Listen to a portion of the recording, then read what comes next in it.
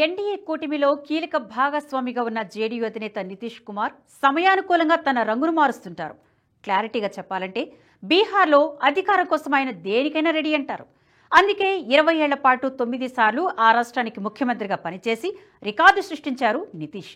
ఇక అసలు విషయానికి వస్తే కేంద్రంలోని ఎన్డీఏ కూటమిలో కీలక భాగస్వామిగా ఉన్న నితీష్ కుమార్ ప్రధానమంత్రి నరేంద్ర మోదీకి ఇటీవల ఝలకిద్దామనుకున్నారట. బీహార్ పాలిటిక్స్ లో బీజేపీ వేలు పెట్టారని చూస్తే కేంద్ర ప్రభుత్వానికి మద్దతును ఉపసంహరించుకుంటారని నితీష్ వ్యాఖ్యానించినట్లు చర్చ జరుగుతోంది. బీహార్లో జరిగిన ఎన్డీఏ భాగస్వామ్య పక్ష సమావేశంలో మోదీతోనే నితీష్ ఈ మాట అన్నారట.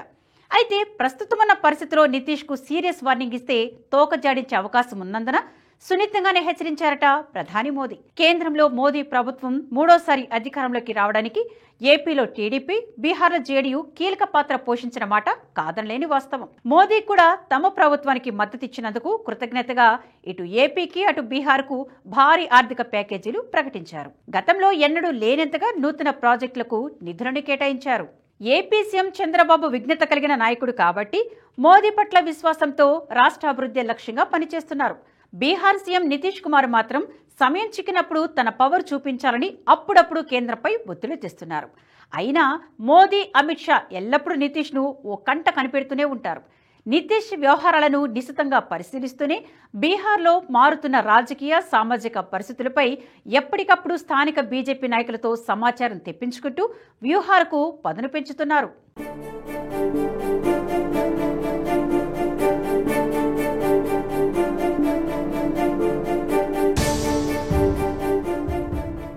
నిన్న మొన్నటి వరకు నాకు రాష్ట్ర అభివృద్ధి ముఖ్యం, కేంద్ర ప్రభుత్వం నుంచి ఎంత పెద్ద ఎత్తున నిధులు సమీకరించుకుంటే చాలు అన్నంతగా చిలక పలుకులు పలికిన నితీష్ సడన్ గా ఇలా షాక్లు ఇవ్వడానికి కూడా బలమైన కారణాలే ఉన్నాయంటున్నారు రాజకీయ విశ్లేషకులు. బీహార్లో వచ్చే ఏడాది అక్టోబర్ లేదా నవంబర్లో అసెంబ్లీ ఎన్నికలు జరగనున్నాయి.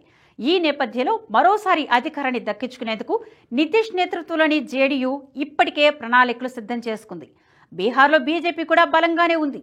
బీజేపీ కీలక నాయకుడు, బీహార్కు 2 సార్లు డిప్యూటీ సీఎంగా పనిచేసిన సుశీల్ మోదీ ఈ ఏడాది మేలో మృతి చెందడం ఆ పార్టీకి తీరని లోటుగా మారింది. సుశీల్ మోదీ ఉన్నంతకాలం బీహార్ బీజేపీకి అన్ని తానే నడిపించారు. కేంద్ర నాయకత్వం ఆదేశాలను క్షేత్రస్థాయిలోకి తీసుకువెళ్లి సక్సెస్ అయ్యారు. సుశీల్ మోదీ మరణం తర్వాత ఆ లోటు పూడ్చే నాయకుడి కోసం బీజేపీ తీవ్రంగా శ్రమిస్తున్న సమయంలో ప్రస్తుత కేంద్ర మంత్రి గిరిరాజ్ సింగ్ పై అమిత్ షా దృష్టి పడింది. హిందుత్వానికి ప్రాణమిచ్చే గిరిరాజ్ లాంటి నాయకుడు బీహార్లో బీజేపీని మరింతగా పటిష్టం చేయగలడని తలించి ఆయనకు అమిత్ షా కీలక బాధ్యతలను అప్పగించారట.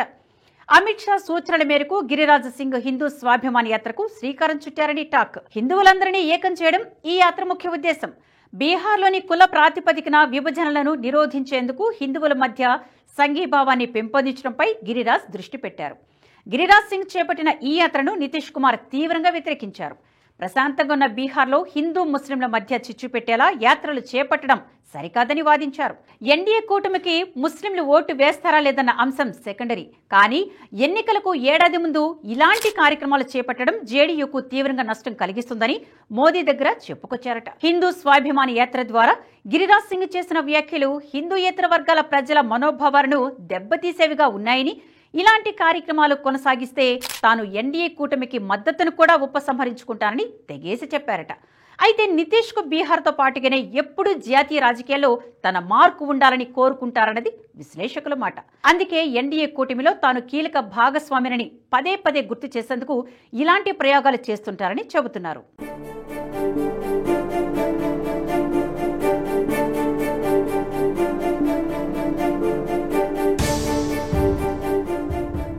ఉత్తరప్రదేశ్ లాగే బీహార్లోనూ హిందువుల ఐక్యతను చాటి చెప్పడం బీజేపీ ముఖ్య ఉద్దేశం. అదీగాక సుశీల్ మోదీ లాంటి నాయకుడు లేని కొరతను భర్తీ చేయాలంటే ముందుగా బీహార్ ప్రజలకు అలాంటి నేతపై నమ్మకం కలిగించాలి. అందుకోసం హైందవ ఐక్యత యాత్ర మంచి ఫలితాలనిస్తుందని బీజేపీ భావించింది. గిరిరాజ్ సింగ్ లాంటి నాయకుడైతే ఇలాంటి యాత్రకు కరెక్ట్ గా సూట్ అవుతారని ఆయన్ను ఎంపిక చేసింది. నిజానికి హిందూ స్వాభిమాన యాత్రకు బీహార్లో మంచి స్పందన వచ్చింది.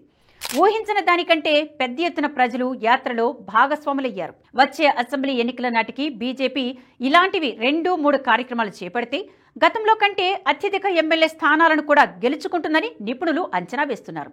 ఇలాంటి ఫీడ్బ్యాక్ అంతా తెలుసుకున్న నితీష్ కుమార్ ఎన్డీఏలో తమ భాగస్వామ్యం కొనసాగుతున్నప్పుడే ముందస్తు హెచ్చరికలు చేస్తే కొంతలో కొంతైనా తీవ్రత తగ్గించినట్లవుతుందని మోదీ దగ్గర తన పాచికను వేసినట్లు తెలుస్తోంది. మోదీ అమిత్ షా వ్యూహాల ముందు తాను ఎన్ని రకాల పాచికలు వేసినా పని చేయవని తెలిసినా నితీష్ ఉండబట్టలేకే ఆ పని చేశారని సన్నిహిత వర్గాలు చెబుతున్నాయి.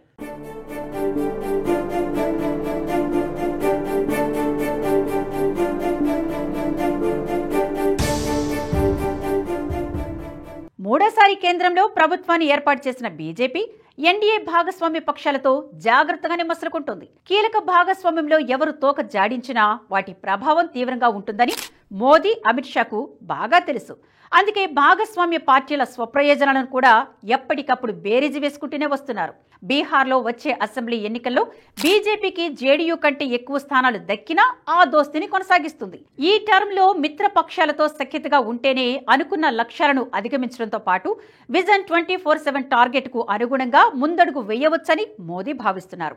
భారత్లో సుస్థిర ప్రభుత్వం కారణంగానే ప్రపంచ దేశాలు సైతం మోదీని ఆప్తుడిగా భావిస్తున్నాయి. ఇలాంటి సమయంలో చిన్న చిన్న చిక్కుల కారణంగా దోస్తిని కాదనుకోవడం మంచిది కాదంటున్నారు రాజకీయ విశ్లేషకులు. ఎన్డీఏ భాగస్వామ్య పక్షాలతో మంచిగా ఉంటూనే సొంతగానే పార్లమెంటులో తమ బలాన్ని ప్రదర్శించాలని సూచిస్తున్నారు. ఇందుకోసం మోదీ రూట్ మ్యాప్ ఎంతో కీలకమని చెబుతున్నారు. మోదీ అమిత్ షా సైతం దీర్ఘకాలిక వ్యూహాల భాగంగానే మిత్రపక్షాలన్నింటినీ అక్కున చేర్చుకుంటున్నారు. దేశంలోని మెజారిటీ రాష్ట్రాల్లో అధికారంలో ఉన్న బీజేపీ ఇక మహారాష్ట్ర, జార్ఖండ్ అసెంబ్లీ ఎన్నికల్లో బీజేపీకి క్లియర్ మ్యాజిక్ ఫిగర్ దక్కితే కేంద్రంలోని తమ ప్రభుత్వానికి ఇంకొంత వెసులుబాటు కలుగుతుందని భావిస్తున్నారు బీజేపీ సీనియర్లు. ఆ రెండు రాష్ట్రాల్లో బీజేపీకి మంచి ఫలితాలు వస్తే కమలం పార్టీ దూకుడు మరింతగా పెరుగుతుందని భావించే నితీష్ ఈ పాచిక వేశారని చెబుతున్నారు. ఏది ఏమైనా సుస్థిర పాలనతోనే సుస్థిరాభివృద్ధి అన్న బీజేపీ నినాదం దేశాభివృద్ధిలో ఎంతో కీలకం. అభివృద్ధి చెందుతున్న దేశం నుంచి అభివృద్ధి చెందిన దేశంగా భారత్ మారాలంటే ఇలాంటి అవాంతరాలను లెక్క చేయకూడదు.